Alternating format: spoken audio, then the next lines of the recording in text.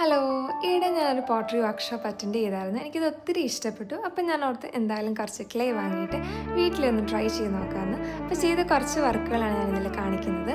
Attend ചെയ്ത് കഴിഞ്ഞപ്പോൾ മനസ്സിലായി ഇത് അത്ര സിമ്പിളല്ല, കുറച്ച് ടൈം ടേക്കിംഗ് പ്രോസസ്സാണ്, അല്ലെങ്കിൽ നല്ല പേഷ്യൻസ് വേണം എന്നുള്ളത്.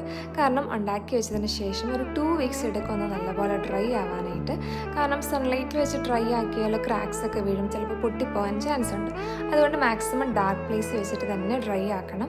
ഡ്രൈ ആക്കിയതിന് ശേഷം ഫസ്റ്റ് ഫയറിങ് ചെയ്യുന്നു, എന്നിട്ട് പെയിൻറ്റിങ് ചെയ്യണമെന്നുണ്ടെങ്കിൽ ചെയ്തതിന് ശേഷമാണ് സെക്കൻഡ് ഫയറിങ് ചെയ്യുന്നത്.